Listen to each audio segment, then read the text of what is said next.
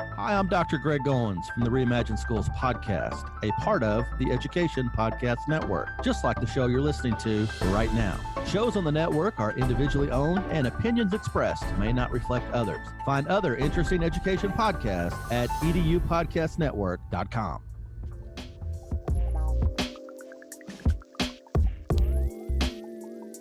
Hello, everybody, and welcome to another great episode of My EdTech Life. Thank you so much for joining us on this beautiful Monday, or it may be well into Tuesday, depending on where you are joining our live show in the world. As always, thank you so much for making us part of your listening pleasure, viewing pleasure. As always, I appreciate all the support, the likes, the shares, the follows, the YouTube subscriptions. It just really helps our show continue to grow. And more than anything, we just absolutely love to bring you amazing conversation about what's happening in the education space, particularly in technology. So today I am really excited because we're just going to go ahead and continue our conversations that we've been having about the world of artificial intelligence. And today we are being joined by an amazing guest.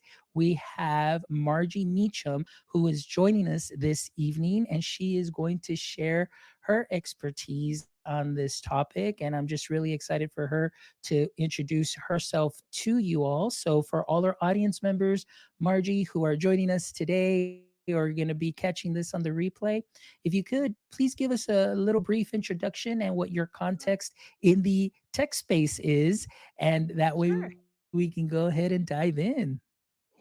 Sure. And thank you so much. I'm so glad I found your podcast and this group here because as soon as I saw it, I thought, oh, these are people I need to talk to. This is, we all care about the same thing. Um, and probably like a lot of folks in the audience, I got into this in a sort of a very roundabout method. See, when I was a little girl, I don't think anyone would have thought I would become a writer or a speaker or a teacher. And I consider myself all those things because I was struggling to learn how to read. Now, I was in first grade and I just couldn't get it. And in fact, my teachers wanted to hold me back. Now, what none of us knew because, and I'm going to have to date myself a little bit, back then dyslexia was not really something people were very aware of. And I was dyslexic, but nobody knew that. All they knew was I couldn't read, I couldn't spell. Teachers um, had different theories. I either was just a really lazy and sloppy worker, or kind of just deliberately refusing to learn, or I was slow, and that was the word they used back then, and therefore should be held back, and the rest of my life, my opportunities would be limited. Um, Fortunately, my parents knew better and insisted that they knew they had a bright little girl, and it was up to the school to figure out how to help me. But it ended up being my baby sister. She was 3 years old, a very, very bright little girl. She taught me how to read by reading Dr. Seuss to me. And just the repetition and the very, very simple words, somehow it stuck. And it was a struggle those first few years, but I finally figured out how to learn. And as I started going through that experience, I realized everyone has those struggles. And that's true today. Everybody's brain is unique. Once you figure it out, then doors open up. Suddenly things are easier. And a lot of things I figured out are now being taught as strategies for people with various different ways of learning. Um, so early on, I wanted to be a teacher because I wanted to help other kids see what I was seeing. And I knew that even the A students were struggling because by the time I managed to be an A student and be valedictorian in my high school class and went on to graduate college, magna cum laude, and all those things, I still struggled. I still had to really work at it. And that's kind of the dirty little secret of learning.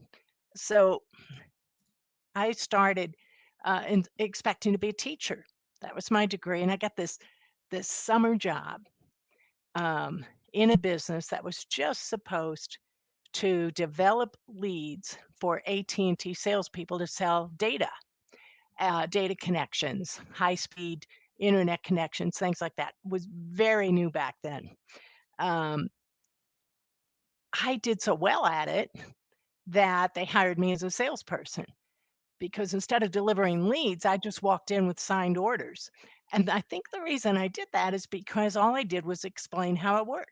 So that's when I noticed I really had a knack for explaining technology in plain English. So I did that for a while and got so annoyed with the training the company was putting me through, and I knew I could do better. I went back and got my master's degree in education with a specialization in learning technologies. From then on, that's really what I focused on. So I was a freelance consultant starting from there and had a lot of great companies I worked with designing, learning, and training. And started to notice that, and you see this picture of a brain behind me. I started to notice that neuroscience was uncovering new ways to understand how we learn, and that a lot of the learning theories that I studied in school were really not relevant. A few were, but an awful lot of them were really disputed by the physical evidence we now had. Once you can actually watch a brain work, it changes how you teach. So I started focusing on that and had the opportunity to help a lot of teachers and corporate trainers understand the brain. I designed and taught one of the most popular programs that the Association for Talent Development ever had, which was called Brain Based Learning. And I wrote my first book on that, and still doing very well, by the way. And then another interesting thing happened because neuroscience started to converge with AI. After all, they're both studying neural networks, right? And I became one of the first people who was not a scientist to write about this, to notice that this convergence was going on. And all of a sudden, I had neuroscientists talking to me and uh, AI engineers talking to me and saying, "Yeah, you're onto something here." So I didn't leave the application of neuroscience. I followed it where it was headed, which was with AI. So around 2015 or so, I started bringing this to my clients. And of course, some of them thought I was absolutely insane.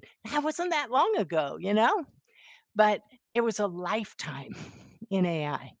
So those clients who were open, I started building chatbots and other types of applications that would leverage artificial intelligence and machine learning, sometimes in very, very simple ways, but always in ways that improved the learning experience and sometimes also saved the developers some time, the teachers and the trainers and the instructional designers.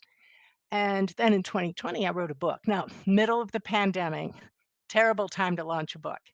I don't think a lot of people read it right away, and those who did thought I was absolutely crazy because the thrust of that book was artificial intelligence applications are out there right now in business. All we have to do is modify them for learning and education. So everyone said, well, you're decades ahead of when we're going to do this. All right, fast forward to 2023.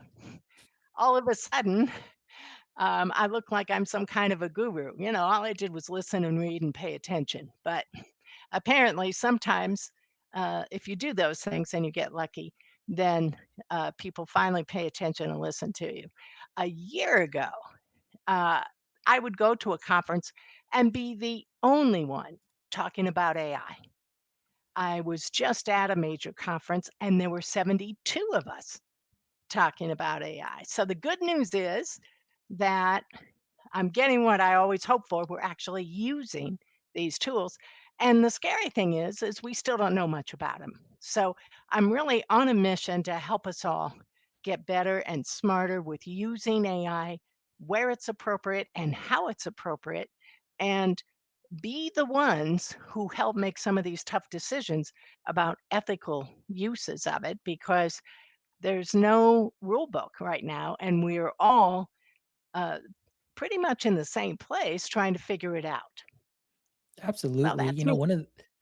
Yeah, and one of the things is like you said, it's like the wild wild west out there so far, because there's so many Yeah, people out there that are sharing their experiences. I don't know, the word expert, really gets thrown around out there, but right now since this is yeah. so new, I mean, I would say that a handful, maybe two handfuls of really like Mhm. experts out there, but a lot of us are sharing our experiences, which is great because we get to Yeah, learn from one another, and especially in the education space. Before we get into a little bit of that, because I know that those are some of the questions that now, as we're returning back to school, not only yeah. within the K-12 space, but in the higher ed Mhm. space, these are some questions that are out there. And like you talked about, the ethical side of it. And then as far as using these types of tools for writing and, how are we going to change things and so on. But one thing that I wanted to ask you, you mentioned, of course, AI and neuroscience is collaborating. I wanted to ask you, with your experience as far as AI and neuroscience collaborating, how can, both of these or this wonderful collaboration help enhance and personalize efficient learning experiences? Yeah. Well, personalized experiences, that's really the holy grail for all of us. It's what we've always been looking for.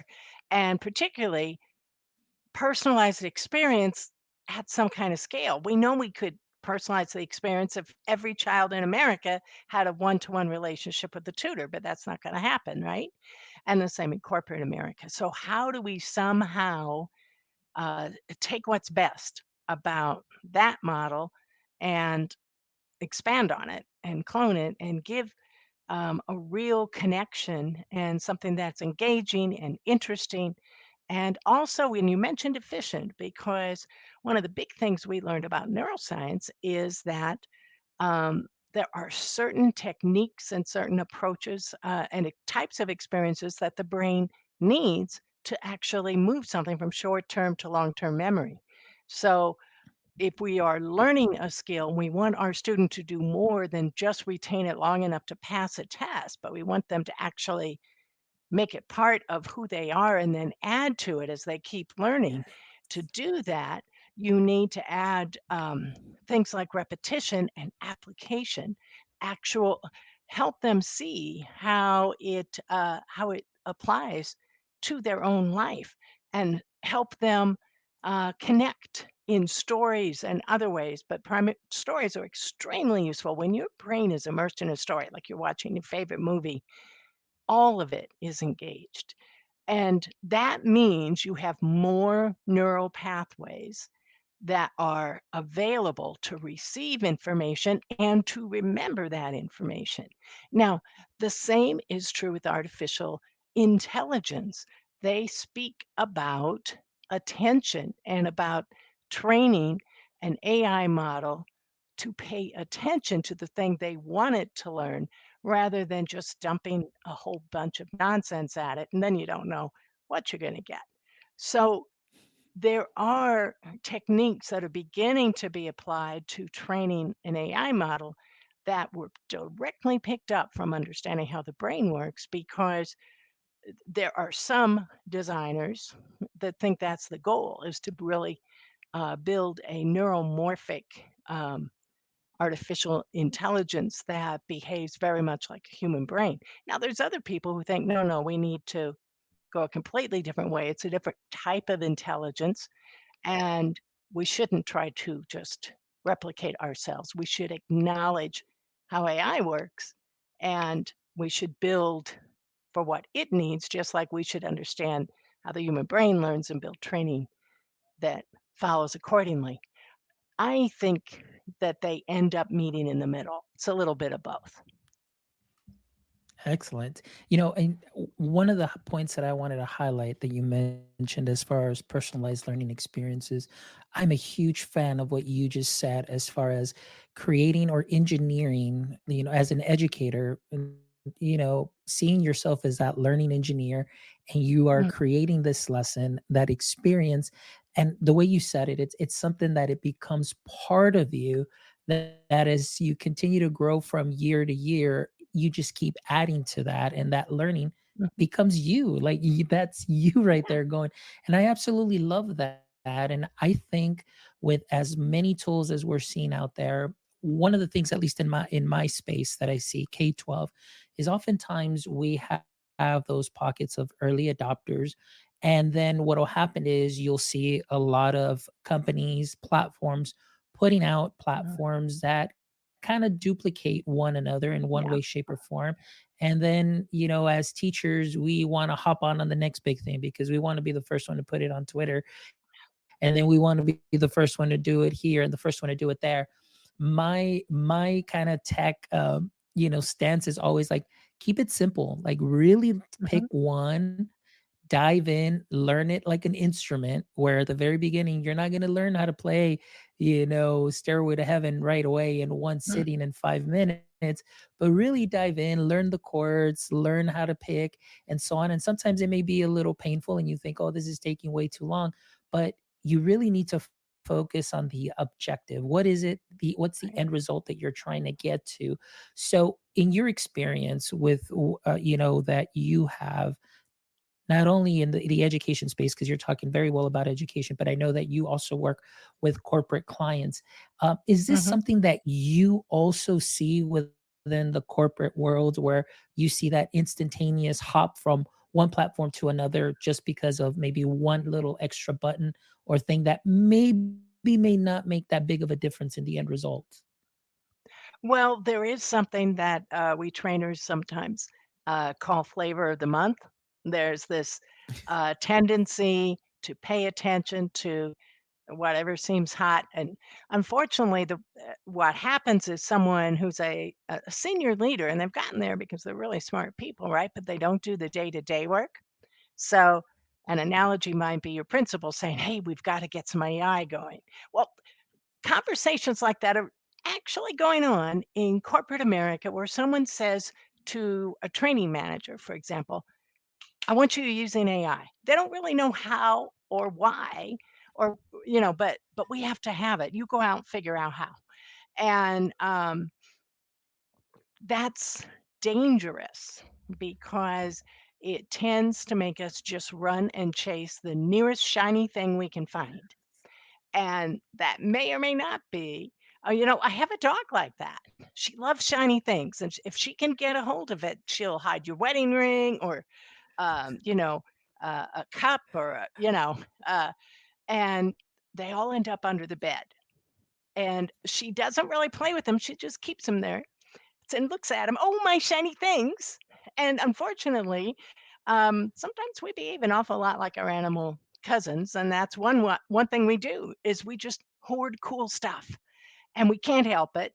It's part of how your brain works because it's a survival mechanism to find things that maybe will help me and make sure I know where it is in case I need it.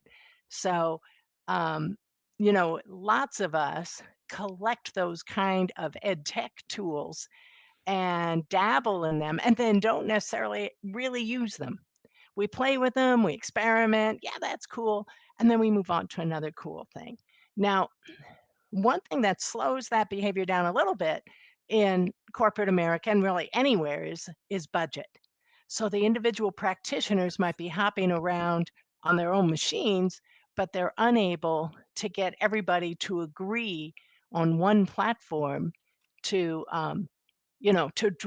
to bring this idea ahead. Like right now, um, I might argue that my favorite video tool, and if you like, I'll send you a list of my favorite tools afterwards, and we can share it with everybody. But it's just my opinion; it's what works for me. I might argue everybody ought to have that. Somebody else would argue for another one. Now, someone at some point has to say, "Well, let's look at our budget and what we can afford." And if one of those names is more recognizable, that might be the one they buy, whether or not it's the best. I actually learned that in my sales career because at the time AT&T was the recognized leader in telecommunications. So we had a saying: no one ever got fired for picking AT&T. Well, there are organizations out there right now, and you can think of them that have that same leadership and cachet, but there might be a smaller, more experimental, more entrepreneurial company that's really leading the way. So, how do you make those choices? And I think you've really hit on it. And can I just call you Fonz? I didn't Yes, of really ask course. you. Yeah. Um, I think you already said it. It almost doesn't matter. Just start where you are. Start with something. If your company is only going to buy X, even though you might think something else is better, use what they give you. Find where you have the tools already, and you might be surprised. For example, if you are allowed access to the internet, you can probably use Bard, use it in creative mode, and you are talking to Chat GPT 4.0. You might not even realize that. So instead of running out and saying, I need my own personal subscription to ChatGPT, just jump on Bard. So there's a lot of ways to get around what look like roadblocks, um, because artificial intelligence has actually been infused into the substructure for quite a few years now. So it might seem like it just burst on the scene, but it's been there and it's been sort of percolating. And so it's really hard to be in a workplace environment where you can't access some of those tools and some of those features in some way. So figure out what you've got to play with and then start from there. Yes, excellent advice. And that goes, as an instructional technologist for my district, that's definitely advice that I give to any instructional technologist anywhere. And I always say, just keep it simple. And then, of course, with what you have within your district, Yeah. just get clicky with it. You might be Yeah. surprised how much you didn't know you could do with what you have available. But at the same time, that allows you to just standardize across the board with one platform. So as you continue to work with teachers, you're training them up, they're understanding a little bit more. Because one of the things that I wanted to ask you is, as far as the conversations that you may be hearing, not only in the corporate space, but maybe even from K-12 and higher ed space, we're talking about the usage, like how much is too much, Yeah. how are we going to work with this year? Yeah. So Margie, in your experience with your talks, maybe not necessarily in corporate space, because I'm not sure, Hmm. maybe they're a little different. So we'll hold off on that, but at least maybe with your connections in your network through K-12 and higher ed, what are some of the things that you're hearing as far as those conversations that are being had? Well, of course, there's a lot of people who are still concerned about, is this cheating, for example, is probably one of the biggest things that we're talking about. And there was actually a pretty disturbing study just came out from the Journal of Education. A lot of you are probably familiar with this study that, and I may not get these percentages exactly right, but something like 44% of K through 12 students said they fully intend to use AI to do their homework, and 66% of them admitted they believed that was cheating, but they were still going to do it. They were making a conscious choice to cheat. Now, to me, that says more about our society and about some way in which we have failed as the adults in the room, to establish some standards of integrity. That's not AI's fault. That's that's something else entirely. Um, but this whole question of, is it cheating or not, is a decision that we're all going to have to grapple with for the next several years. Now, I think the best way to use artificial, there are two actually best ways. One is as a learning experience. Teacher can't be available all the time. So one of the wonderful things these conversational AIs can do is talk back to a student. You can, for example, have the student interview a famous person from history and have those responses be in the voice and style and personality of that individual. Let's say we want to interview Abraham Lincoln. The difficulty is that this version of Abraham Lincoln might not tell you the truth, might not actually answer those questions accurately, at least according to historic record, although he will say it very convincingly.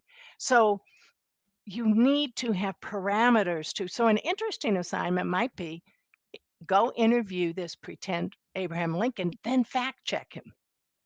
And now you end up with both. Now do a report on that experience. So instead of just go do write a report on Abraham Lincoln, you have that exciting feeling of speaking with him, but you still have to put on your critical thinking cap and go research all the statements of fact he made, which is actually a pretty handy life tool given the world that we adults face today. So I think that would be a good fact checking things that are given to you on the internet is a good skill to start learning at any age.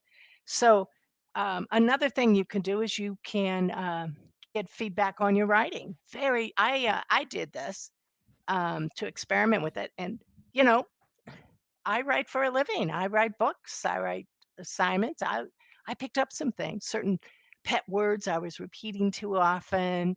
Um, I like long sentences and I like complex sentences with multiple clauses. And you could probably tell that by speaking with me. you know, um, that's not necessarily always the easiest thing to read. So I got some good feedback, and it pointed out some of my strengths, which is oh good, yeah. So that's a wonderful way for a student to learn how to write better, anyone at any age. Um, some of the um, wonderful things that any language can do are starting to fade away. Things like similes and metaphors, because we have such a very direct, give it to me now type of social media experience, and I think that's a shame. But if I were teaching a writing course, I could have an AI that presented examples and then read the student attempts and say why that was or was not a simile. You attempted to write a simile, what you really gave me was a metaphor. And I studied English to be an English teacher, so that's why these examples come to mind. All the English teachers listening can probably see how long it would take them to give that feedback. So that's the type of information that's unlikely to be incorrect because it's not based on a single fact. The reason that these generative models like ChatGPT do what's been loosely called hallucinate, which is making a mistake. They're not hallucinating; they're making a mistake. Um, but the reason they do that is because they are programmed to please us and to give us as close as they can get to what we ask for. And so they do exactly what any new assistant would do, or, if you hired yourself an intern, and they'll do their best and they'll fill in the gaps. The difference is a human being, most of them will tell you, I'm not really sure about this, but I think it's this. Whereas the AI models just say, as appointment of fact, this is what it is. Um, and that may or may not be true, but what they're doing is they are using predictive reasoning, which is one of our great powers in the human brain. So there's a great example of porting that neuroscience concept over um, and looking for a pattern, filling in the gaps, and drawing what might be a reasonable conclusion. So, for example, you mentioned my bio, it's up on my website. Just for fun, I had ChatGPT look up my bio because it's out there in the public domain. There's various versions of it. And what it did was give me a PhD from MIT, which I do not have. It gave me two children, which I've never had the pleasure of children. So it was working off statistics that a woman of my age, with my level of education, with the type of work I did, probably had these other things. And it just filled in details that aren't true. And every time I ask it, I get a different result. So if you just want to have some fun, set up an account with OpenAI and see what ChatGPT thinks your life story is, because it'll probably not get it 100% correct. Um, there's some wonderful things it can do to save you time. So I said there's two big things that we can use with it right now. One is student engagement, individual personal engagement, one to one. And the next time that learner comes back to that AI model, they are remembered and the conversation is remembered and they can pick up where they left off. It's not the generic e-learning where the same information goes out to everyone. You read it, you point and click, and then it goes to the next module. And even if you already know that information, you can't skip it in most cases because it's designed. What the AI can do is evaluate exactly where you're at and give you exactly what you need. They're doing that extensively in China and have been for years, even before ChatGPT was available. It's one of the examples in my book. And I said, if they can do it, why can't we? Oh, I got all kinds of letters about, well, here's why we can't do it. Now, of course, we're all trying to do it. So that's one of the things that we can do is just how, if this were a real human, what would a human do? How much of that can I give the program to do, the algorithm to do? The other thing is it can just save us all a ton of time. Um, I just created an introductory video for a workshop I'm working on. And only 6 months ago, I would have written the script from scratch. I would have started with an outline and then spent maybe several days really perfecting this script and then recording my voice. And because I'm not a professional voice actor, I would make all kinds of little hiccups and ums and, breaths and have to edit that. And that usually took even longer. Try and get it something I was happy with. Then I would pick out images and build a PowerPoint deck that I would then animate, and then I would have to cut up my voice into little pieces to match with that. And what I'd end up with, the 2 minutes of video with maybe 100 hours work. Now, that's just me. Maybe other people can do it a little faster. But I can now go into a tool like Owly and give it my script, and it will find the images and it will break it up into scenes and it will do the animations. And if I want, it'll put a voiceover on it, but it won't sound like me. So if I go to another tool like 11 Labs, I can get a voice that actually sounds creepily like me. I mean, really a lot like me, where it is hard to tell that it's not me if you weren't me. Um, but the other thing that might happen with that, they call it being unstable. It's the equivalent, the audio equivalent of being hallucinating.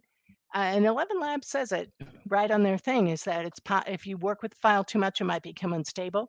So on my fourth effort, um, I suddenly still sounded like me, but I sounded like me in great distress, screaming in a panic, this script. So, but talking really fast and whoa, not what I want. So, some of the image platforms. So I played around with my headshot and said, "Be creative with this." Well, obviously, I needed to give more instruction to my intern because I got a horse's head. I got a melted face. I mean, it all I was looking for was maybe a new hairstyle, you know? So, one of the things that you learn very quickly is you have to be extremely specific with what you want. This is something our students need to learn too, because it will be part of their everyday work life. So, go ahead and let them find these crazy things out and go ahead for themselves and try and see what they get. Um, but there are practical things for us right now. I saved I did that in 2 hours instead of 100, maybe even 80. So, what would you do with that extra time? Oh my. You could spend it more strategically, you could spend it more deeply, or gosh, here's a thought, spend it with your family and your friends, or just having a chance to breathe. Now, in corporate America, there's something going on that's called the Great Resignation. People have been so stressed out for so long, and it was kind of always true, but COVID really accelerated this phenomenon because everyone knew we were working from home. And so why not have back to back to back to back meetings all day long, 7, 8 hours of meetings, at each of which meeting you got something else you had to do.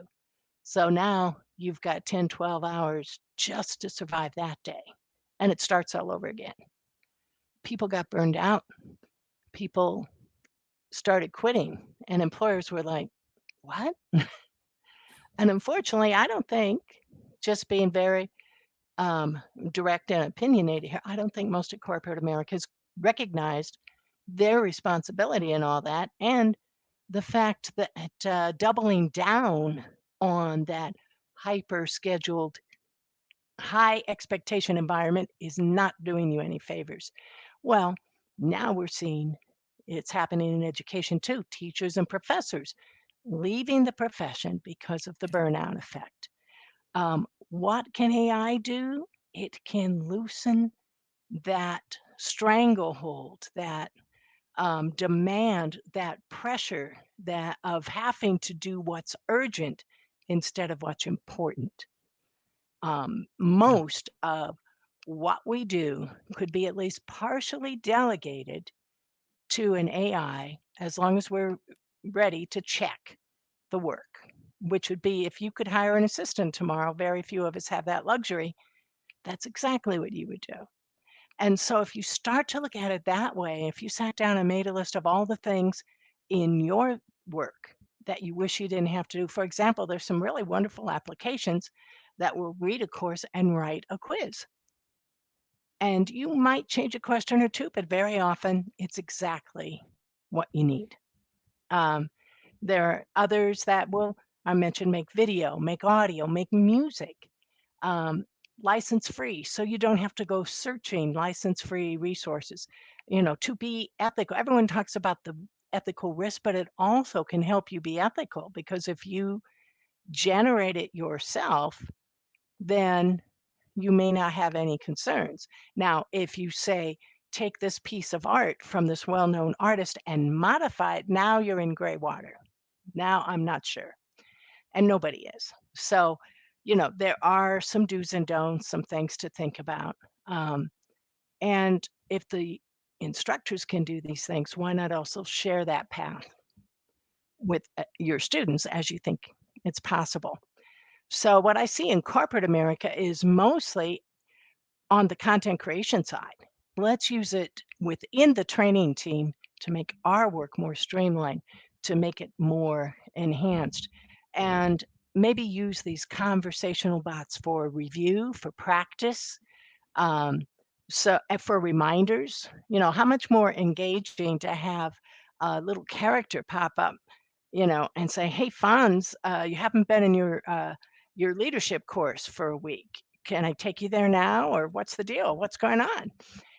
Isn't that something you'd want a personal coach to do if you had that flexibility? We should be thinking like that. We should be hiring assistants. Absolutely. And one of the things that you hit on, I think the biggest, uh, I guess, selling point that I hear, at least within my space, which is the K-12 space, like you mentioned, is getting that time back. There's a couple of platforms out there. There's a couple of gentlemen that I have interviewed, and they've come up with some wonderful platforms with the end goal of, like you mentioned, and I've always been a big proponent when I first started this position was if we have to roll out an app or roll out some kind of platform, I always try and tell the teachers, I know that this may seem like something else on your plate, but Mhm. really with this something else, I'm going to try and remove that other Right, piece, so at the end of the day you can have at least those 5-10 minutes of decompression time where you can just sit with the lights off at your desk and just breathe. If I can do that, then I think we're going to win. But now with these platforms that we see, what I love about it is, like you mentioned, I love to say that these are my personal assistants because they really yeah. are. Just the other day, you were talking, well, right now you were talking about creating video. For Mhm. myself, I have to continually create videos or create how to Oh, yeah.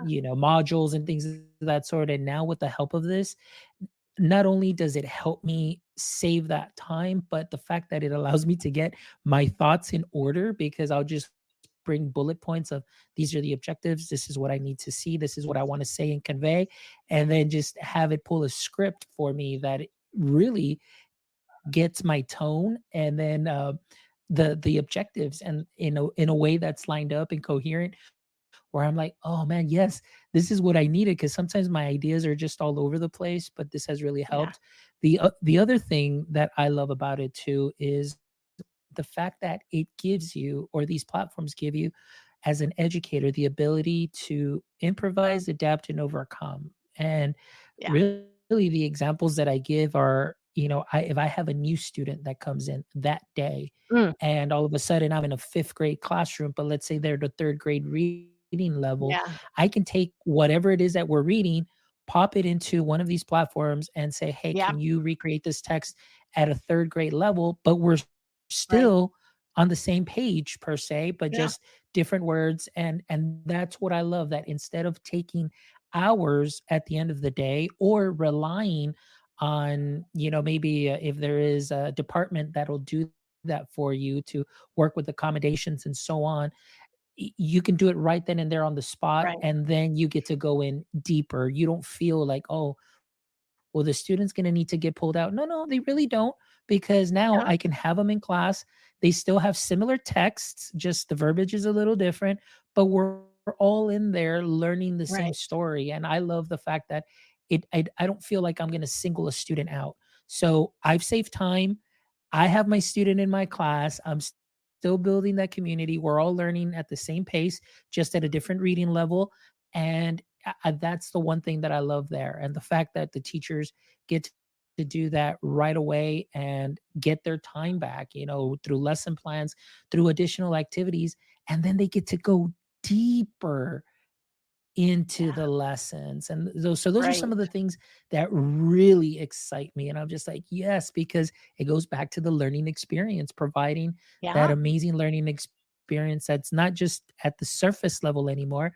We get to go in a little bit deeper and go into the why, the how, and make those connections into the real world.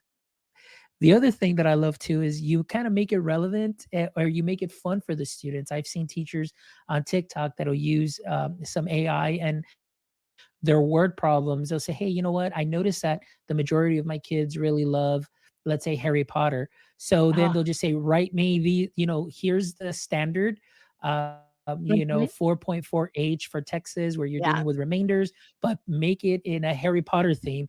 And then it'll crank Yeah. out. And so the students get to have a little bit of fun with that and recognize the characters. You're still teaching math, but you're making it a little bit more fun. So those little wins can go a long way. And the return on Yeah. instruction is huge, because now you've got Yeah. the students that are engaged. And so those little things I see are really going to help out our educators, because, like you mentioned, the burnout is real and the burnout is there. So we need to really consider these tools. Now, on the other hand, too, it's very important that we have those conversations with our stakeholders, which are the higher Mm. ups too, the directors and superintendents, Mhm. because I don't know about you, but oftentimes the case is if you finish this really fast, like Mm. what are you Yeah. doing?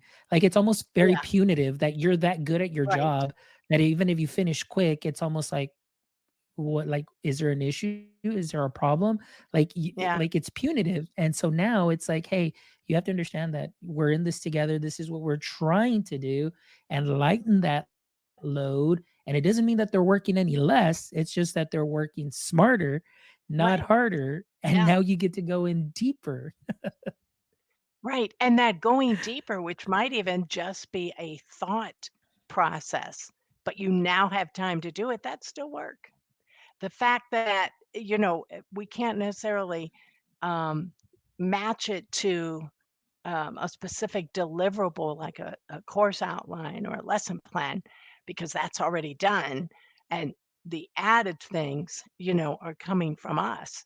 Um, that is part of what people have to get used to, and the idea that your job is probably not going to be replaced. Certainly most jobs won't in the near future, but it will be transformed, and that might mean fewer hours. That doesn't make it less valuable, probably makes it more valuable.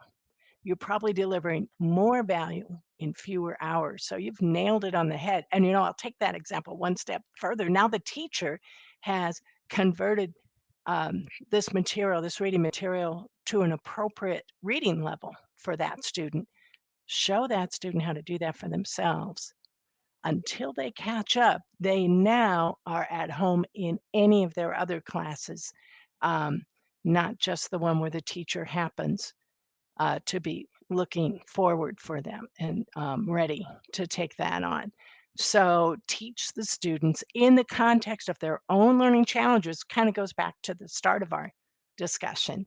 Um, because, for example, some dyslexic students would be better off with audio delivery. So, you can have an AI, and if you can get an AI in your own voice reading the textbook to you, there's a really interesting thing that happens. You pay more attention to your own voice, which is why that's a very good study technique for people who don't like to study is record yourself teaching yourself. And the act of doing that, and when your brain hears it, it's sort of interpreted as though it's already internalized. It's, that little voice we hear inside. So there's a lot of fun little interesting phenomena that have been discovered through studying our crazy brains and our animal cousins. And to some extent, we can use them to make learning more fun and to use these AI tools in new creative ways. And I will say this, I tell all of my corporate training friends, go make friend with a teacher because they're generally far more creative because they have learned how to do more with less their entire career. And that goes especially for technology. So, instead of having all kinds of corporate dollars getting you the latest and the greatest, teachers have to figure these things out and generally very often end up using free tools or open source tools and working together and helping each other. That is the essence of learning that actually makes teachers much more knowledgeable and skilled than many, many corporate trainers right now when it comes to these new AI tools because they're not afraid to just jump out and use them, and nobody's telling them not to. There you go. Yes, absolutely Yeah. love it. And just going along with our conversation, like you mentioned, it's also with the AI based tools, also making learning accessible for all, thinking about that Mm, accessibility. And like you mentioned too, even those different modalities. And, it's interesting.